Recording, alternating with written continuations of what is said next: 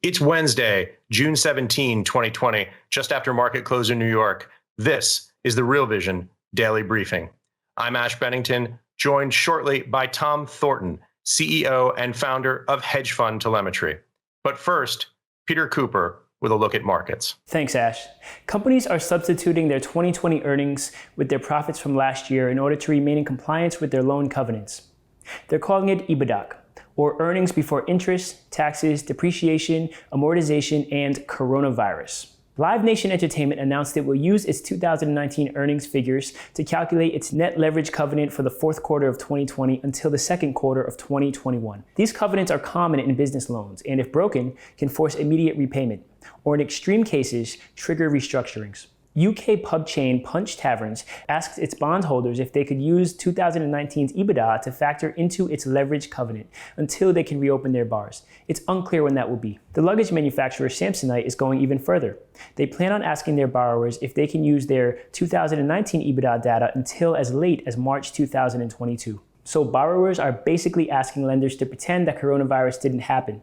It's a sign of the brave new world that we're in. Now you may be wondering, why are lenders going along with it? And certainly a few are grumbling, but what choice do they have? Trigger a bankruptcy and left holding the bag? Do they really want to hold on to pubs and suitcases? What do you think the demand is for suitcases in this climate? Meanwhile, the US bond market is showing no signs of slowing. The amount of investment grade issuance for 2020 has almost reached the total amount issued in all of 2019. In fact, it could exceed that bogey by the end of the week. According to Refinitiv, companies have raised just $27 billion less than all of 2019.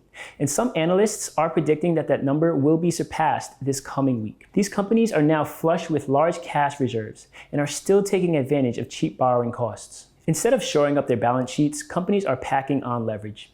This can very well bode ill in light of what's happening with the virus and trigger that insolvency phase for this doom loop. 6 days ago, there was a new cluster of infections that emerged in Beijing. Now there are 168 new infections as a result. In order to reduce the risk of its spread, Chinese officials have canceled 46.1% of scheduled flights in and out of Beijing, as well as closed schools and other businesses, such as indoor entertainment, sports venues, some bars, restaurants, and nightclubs as well. On Wednesday, Peng Jing-o, the deputy director of the Beijing Center for Disease Prevention and Control, said, quote, "The risk of the outbreak spreading is huge and controlling the disease is difficult," end quote.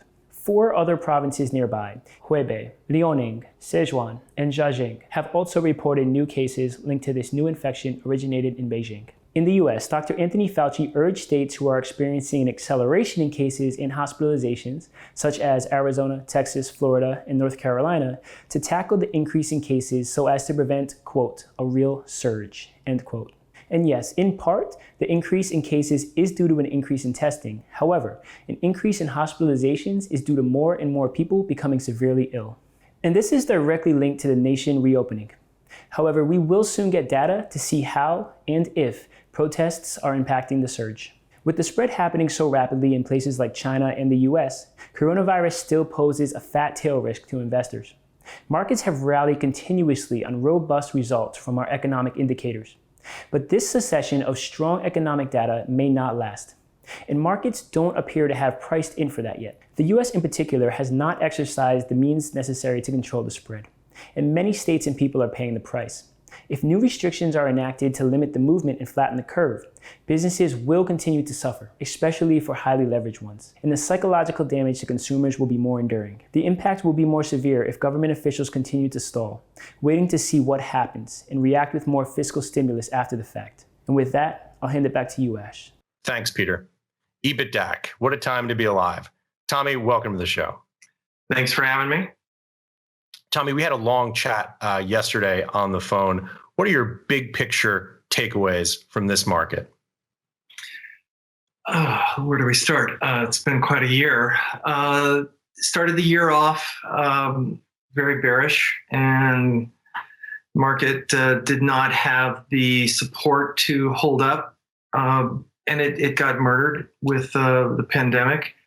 And I think it exposed a lot of issues outside of with the market structure as far as credit and the fragility of the markets. So we really saw a big move down.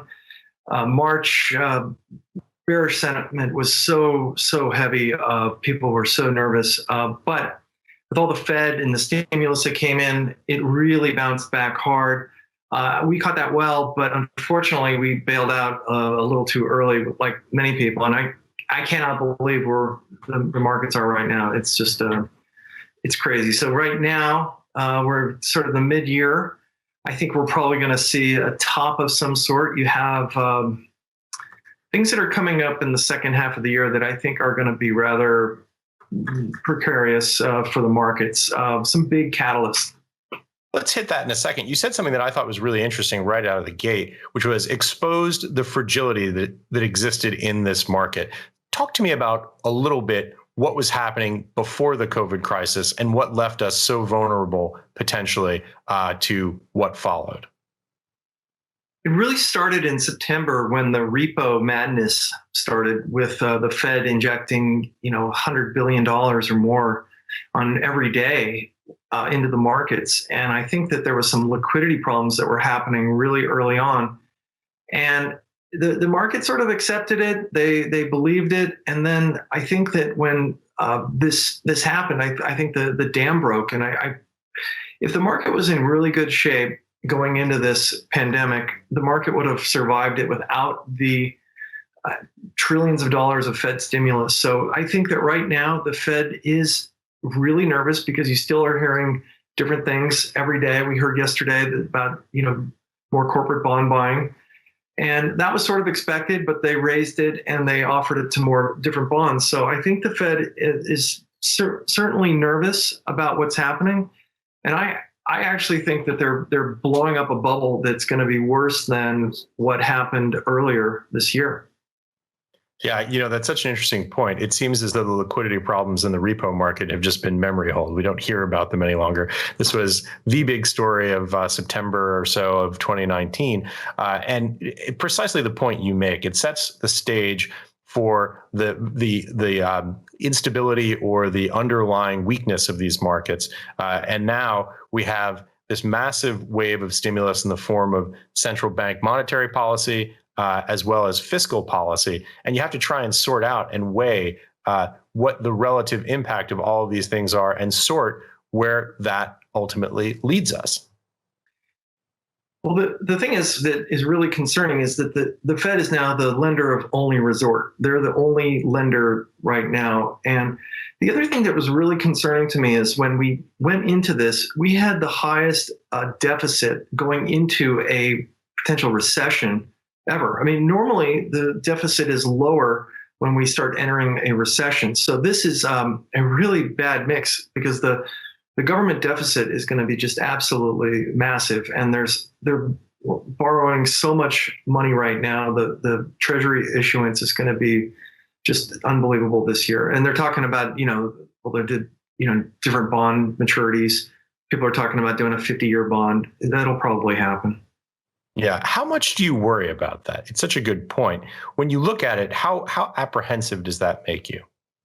I don't really worry about it that much. I worry about what I can control. And if that happens, and we'll adjust our portfolios to how it turns out. I think that there is a real risk in the second half of the year with the Fed basically all in right now. I've said all in a couple times. But I don't think that they're going to be that active with new stimulus programs if the market gets weak into the fall, because we have an election and the Fed historically has been on hold, or they say they want to be on hold just not to affect the election outcome. Right. But what does on hold mean? Does on hold mean to continue to increase the level of monetary policy stimulus, or does on hold mean to roll off? I mean, these are the questions that we wind up asking ourselves. I don't think they're rolling off anything. I just don't think that they're going to be adding more stimulus into this market.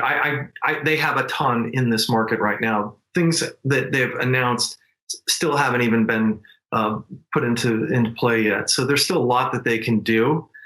It gets to a point though where it makes me very nervous that they've done so much and they didn't come into this pandemic crisis with traditional monetary tools. They already were blowing up what they tapered. with the repo, and that was sort of a mess. And then they're adding trillions more. So I'm concerned about that. But the other thing that I'm talking to a lot of my clients about, specifically within stocks, is in Q1 earnings in April, it was a guidance withheld free pass, and every company withheld guidance, and for right measure they did. But I think when we get into Q2 earnings in the next month, we're going to start to see how companies are positioned and how bad was it. I mean, I'm looking at companies like Apple, Microsoft, and look at Apple. Their stores were closed for months, and their stocks, well over an all-time high now. I just feel it's way ahead of itself. They've got lots of inventory of phones that they couldn't sell, and they have a huge new rollout of phones coming in the fall. So to me, I just think that that's well overdone. Great company, but I just think that people have priced in not the recovery, but beyond the recovery on many stocks. Yeah. And you also mentioned and had an interesting thesis on Starbucks as well.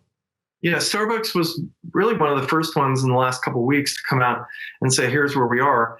And it was pretty deep, the cuts. And I looked at it and I said, wow, this is not good. The stock sold off, I think, probably around 8%. It's probably bounced back over the last couple of days with the market. But still, I think that we're going to have to reset earnings expectations going into the next 6 months. I think it's going to be tough. Third quarter, a lot of the hopes for recovery are going to be there. That companies are going to have to really perform. So I think that the market is ahead of itself. It's expensive historically at 21 times earnings, if you believe whatever the S&P estimate is for right now. It's hard to tell, but I think that the market's expensive. People are pricing in beyond the recovery right now. Yeah. If you blinked, you missed the taper. So now we find ourselves, and I think in my view, I think you're right. I doubt that we're going to see any withdrawal. We have new liquidity facilities, new extensions of existing liquidity facilities with the individual corporate credits coming on this week. What are your thoughts on that? It's just more. It's just more and more and more. And they're going to keep adding new instruments. Especially anything that's been illiquid. I talked to some bond traders, and they said, look, it was sort of expected by them because that was a very illiquid market. I didn't know that how things were trading, but they can't buy anything right now because it's very bid right now with those announcements. We've also seen a fair amount of speculation in U.S. equity markets, the so-called Robinhood trade. What are your thoughts on that? It's animal spirits, and you see these traders that are chasing stocks that some of them are bankrupt or near bankruptcy or have absolutely no basis for going up the way they have. And it reminds me of the .com bubble, because that we used to see, Books A Million came out, which was a retailer, and said, oh, we're going to have a website, and the stock went up, 300% in a day. And if you caught them, you made money, and that's the lure of all these. But it ends rather abruptly and can be rather abruptly sad for many people. There's a story going around that's just absolutely tragic, that there was a kid that was 20 years old that committed suicide. He had some exotic option spread that he had a $16,000 Robinhood account, and he ended up with a $730,000 debit after option expiration. And I just find it just repulsive that the brokerage firm did not have risk management tools to prevent something like that from happening. It's horrible. It's a terrible thought. I read on the internet, I think it's the uncle of the kid, read his suicide note. He didn't know what he was doing. He felt horrible about being in this hole. So there's upside and downside dangers to trading, as we know. But when it becomes this speculative bubble, it's very similar to Bitcoin, what we saw several years ago. I mean, everybody was buying it. How much do you have? When did you buy it? It's the same thing. And you have day trader Dave, who I happened to tweet with last night, which was kind of amusing. Dave Portnoy from Barstool Sports. Yeah, who I like him. I do. And I really think that he has this broad appeal to so many people that he could do really good things with what he has right now. Unfortunately, I think he just sort of is one of these guys that he speculates aggressively. I watched him today, and he's buying stocks because he likes the symbol, and it's 18-cent stock. And I was like, you could harness this and have a business here that really could be worth something great, but that's not the right way to do it. And maybe I'm a suit. I don't wear a suit, but he called me a suit. And I had all sorts of, the vitriol was just off the charts. And I've had Elon Musk, conversations with him on Twitter, which have been, even worse, but with the people. And, no, I have thick skin. I can handle it.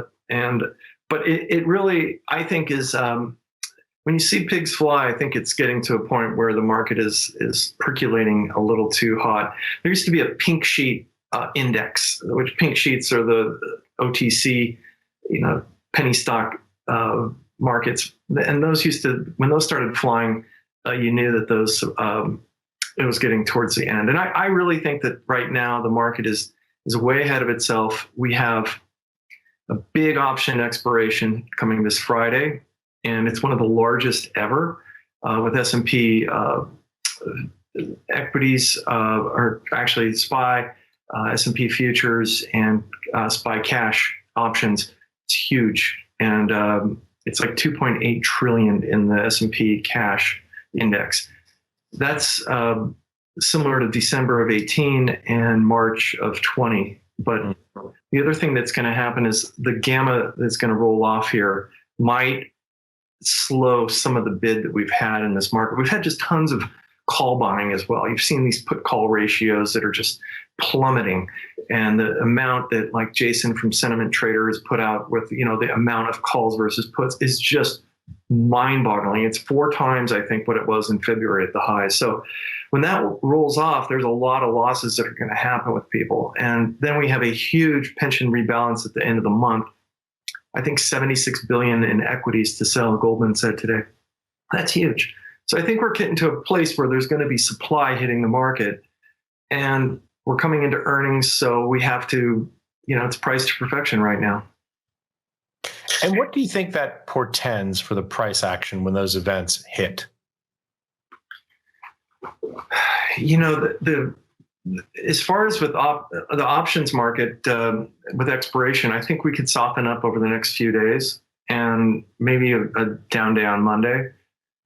With the pension, I think it's going to be well broadcast, and people will know this.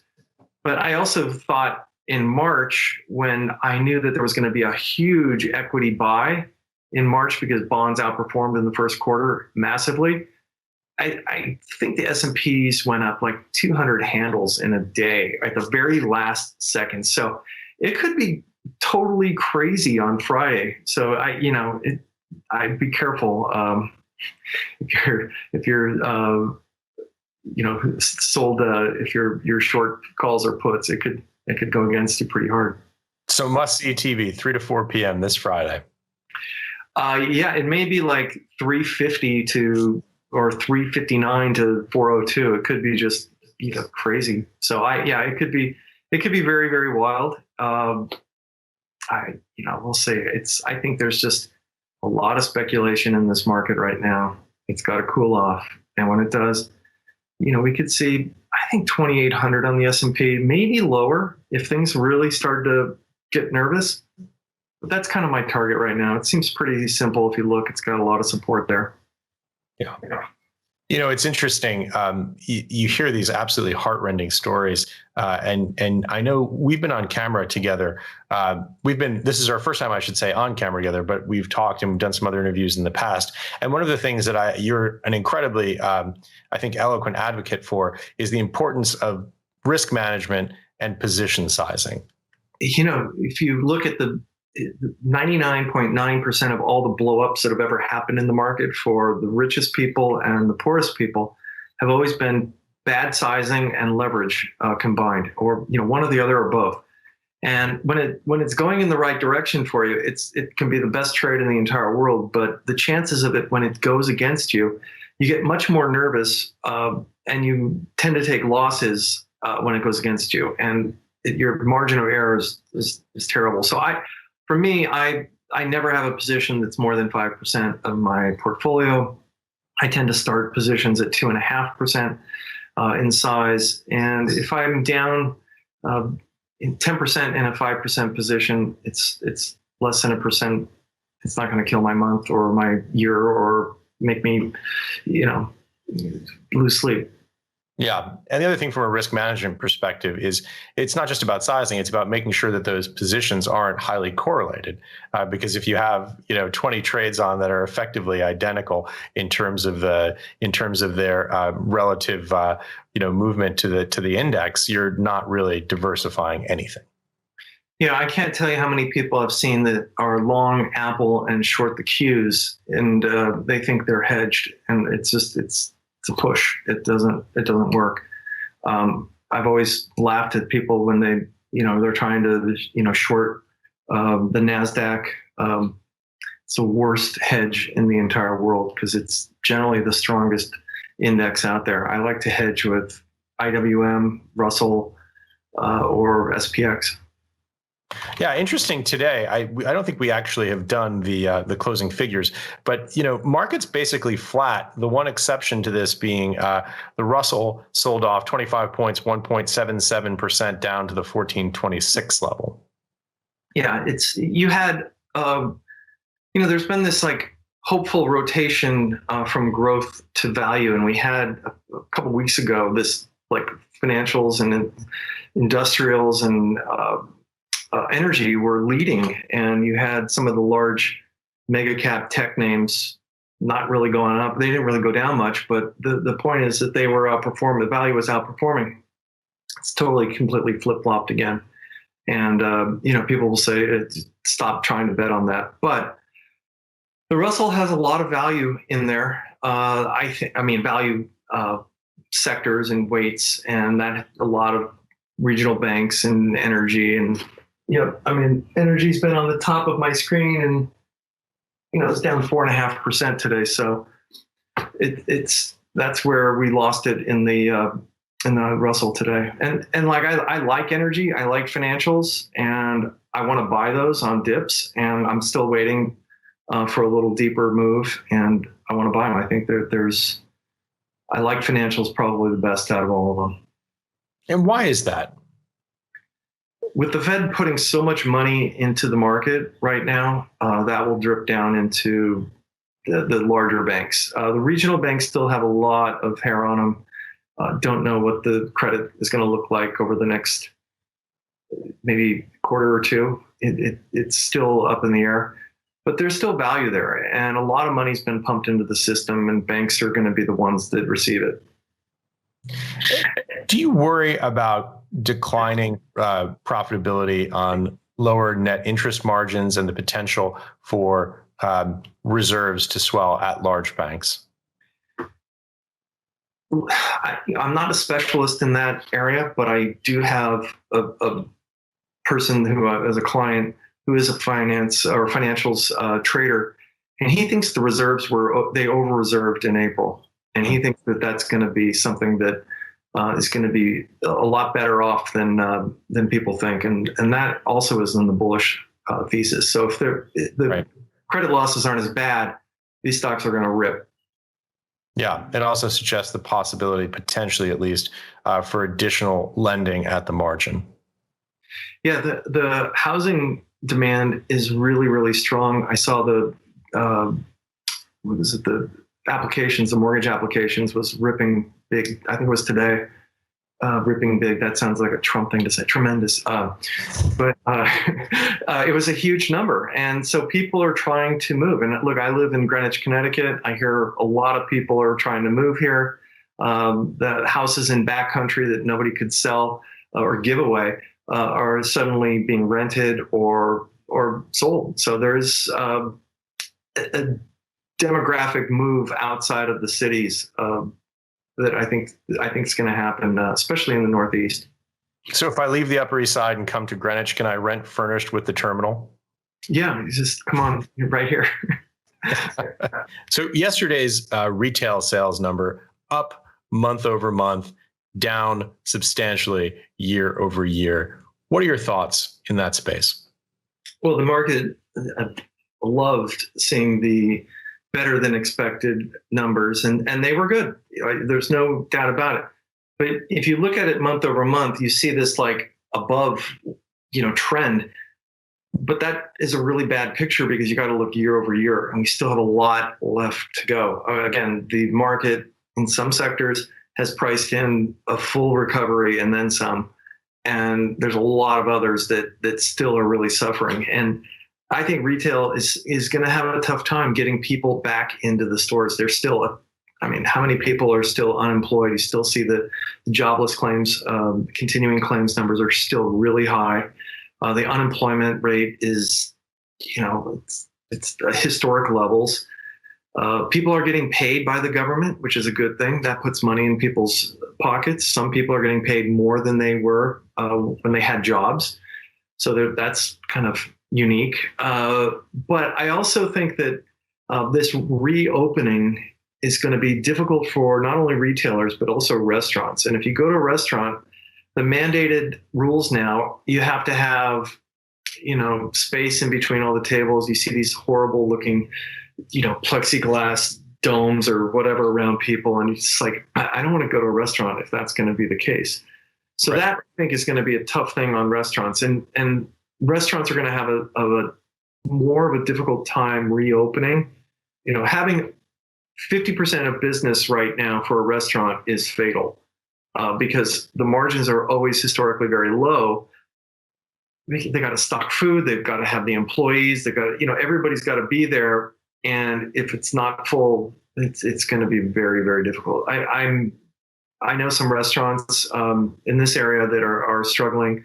They've closed the streets. They've put tables outside. They're doing everything they possibly can, which I think is wonderful. But there's some big chains out there that I think are vulnerable, like a Cheesecake Factory. I think that's going to be a tough one because they have such a big, wide menu that it's going to be tough for them to stock all the food for that. Maybe they'll pare down the menu for this period, but it's going to be hard. Yeah, it does not seem like an easy road ahead for anyone. Talking of reopening and getting people back in the store, we'll get you back in our store at our studio as soon as we reopen soon. Thanks for joining us from Connecticut. All right. Thanks. Take care.